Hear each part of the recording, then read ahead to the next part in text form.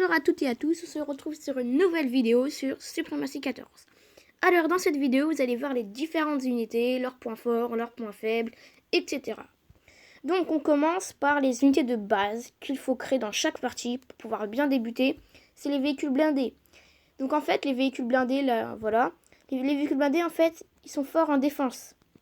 Vous voyez, 2.4 en défense et en attaque, le normal, comme unité normale.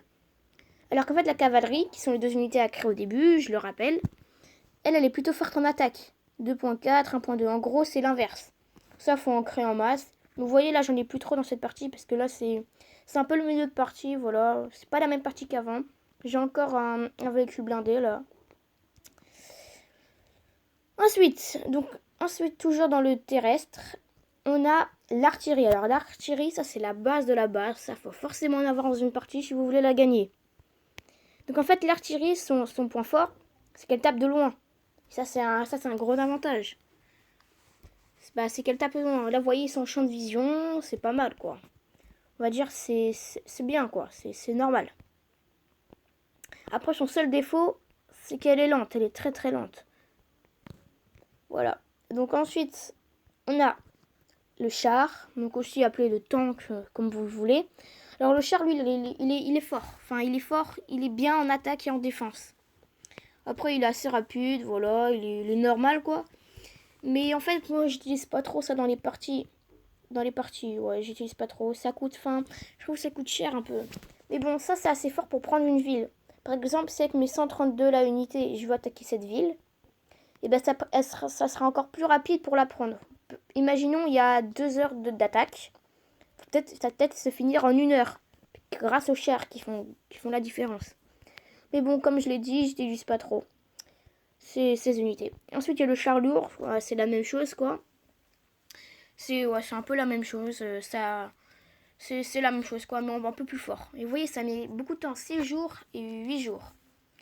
Ensuite, on a les canons sur rail. Alors, les canons sur rail, ça c'est trop fort.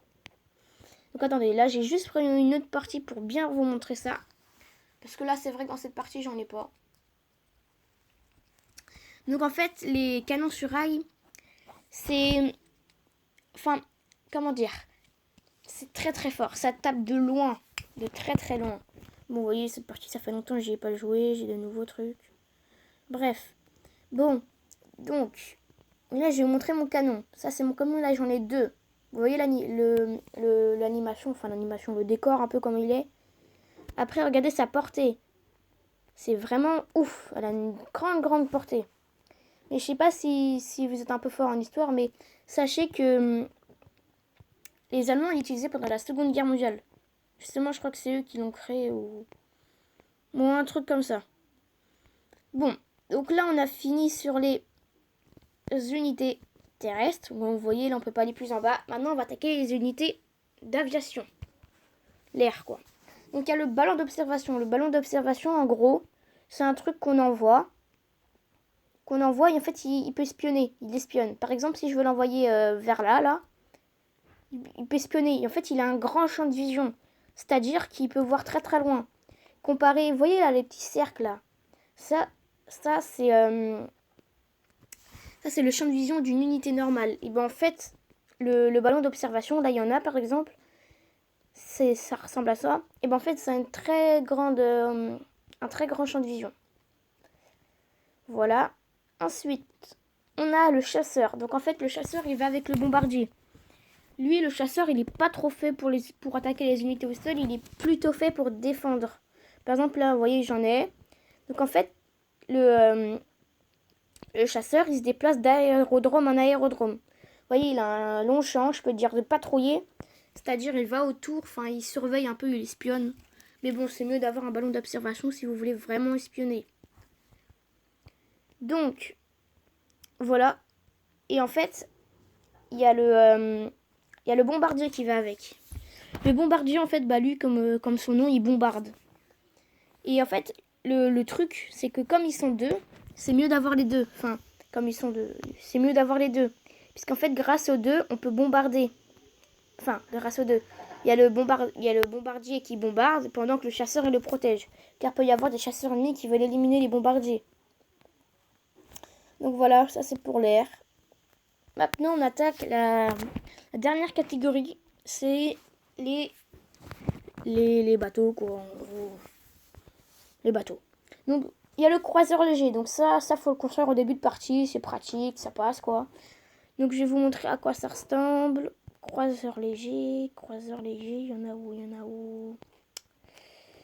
Est-ce qu'il y en a par là? Bon, il y en a pas trop dans cette partie, mais bon, en vrai, pas besoin de trop voir, c'est des trucs basiques, quoi. C'est des petits bateaux basiques. Ils ont une petite portée, moins que l'artillerie. L'artillerie qui est vraiment bien, quoi.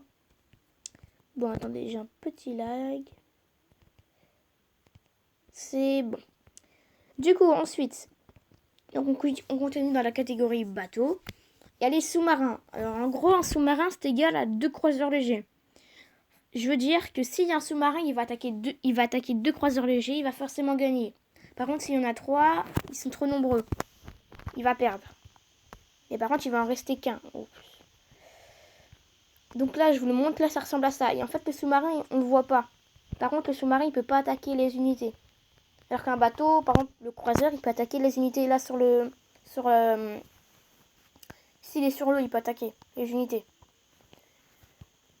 Du coup, ensuite, on termine avec le cuirassé. Alors, le cuirassé, lui, franchement, j'utilise trop. Enfin, c'est le big boss.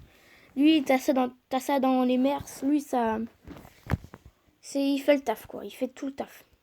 Donc, en fait, là, je sais que beaucoup de gens dans les parties l'utilisent.